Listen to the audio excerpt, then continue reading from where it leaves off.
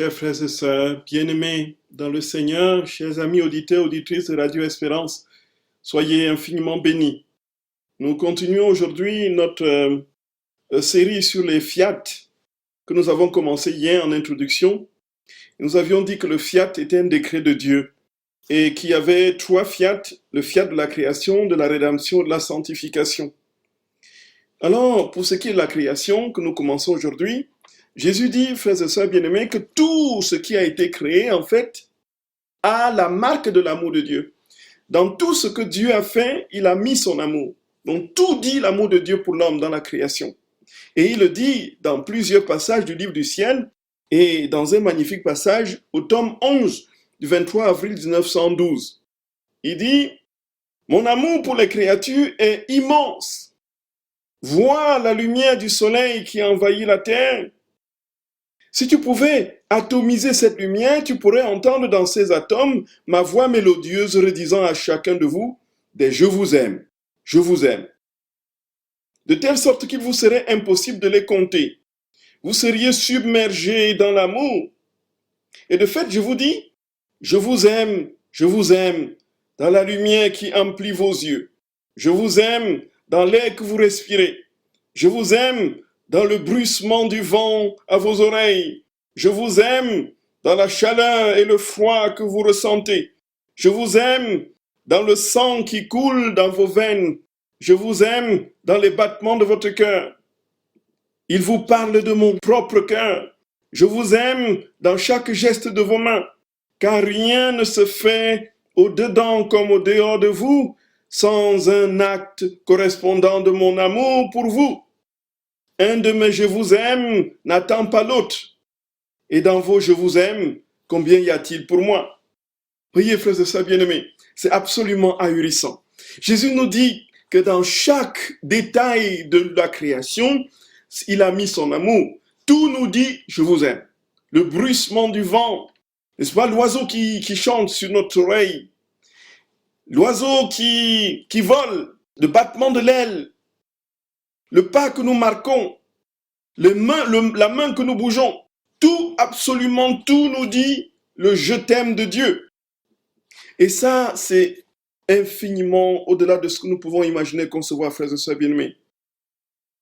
Jésus dit qu'il a créé les cieux, il a centralisé son amour dans tous les éléments des cieux, de la terre, des mers et de tout ce qui nous se donne à voir à la création. Et alors, Jésus dit, frères et sœurs, que quand il a créé les cieux, il n'aimait pas les cieux, ce n'était pas les cieux qu'il aimait. Il a créé les cieux parce qu'il aimait l'homme. Parce que, comme on le verra, il y a ce principe anthropique qui veut que tout, en fait, de l'infiniment petit à l'infiniment grand que Dieu a créé, soit pour l'homme. L'homme était ce pourquoi Dieu a créé toutes choses.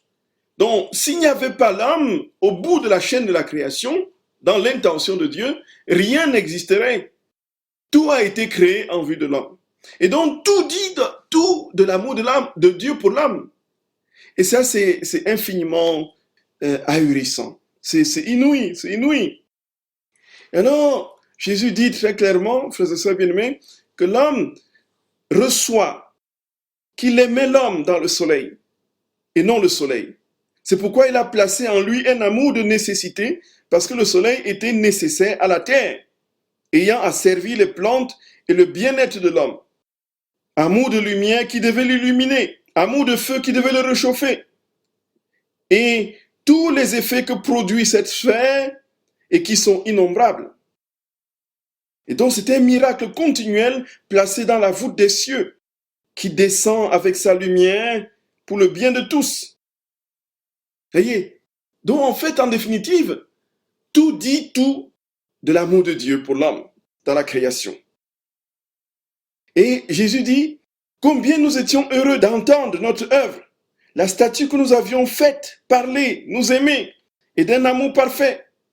C'était le reflet de notre amour qui sortait de lui. Cet amour n'avait pas été contaminé par sa volonté, et par conséquent, son amour était parfait, parce qu'il possédait la plénitude de notre amour. Voyez? Donc, l'homme à la création possédait la plénitude de l'amour de Dieu, et tout dans la création lui disait son amour pour l'homme. C'est infini. C'est inouï, frères et sœurs bien-aimés. Et donc, cette statue qui sortit de ses mains, qui était l'homme, était l'amour parfait, puisque sa volonté propre n'était pas encore corrompue, et il n'avait donc pas encore dit son nom serviable à Dieu. Et alors, l'homme était beau dans les premiers temps de la création, dit Jésus. Il était notre reflet, et ces reflets lui donnaient une beauté propre à ravir notre amour, et le rendait parfait dans tous ses actes. L'homme était parfait dans tous ses actes. Parfaite était la gloire qu'il rendait à son Créateur, parfaite son adoration, parfait son amour, parfaite ses œuvres. Sa voix était si harmonieuse qu'elle résonnait dans toute la création, parce qu'il possédait la divine harmonie et celle de ce fiat qui lui avait donné la vie.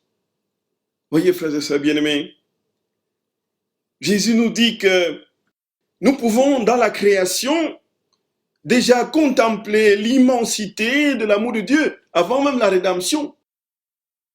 Il dit que sa divine volonté, qui charriait son amour, son immense et infini amour, commençait déjà à se manifester dans la création.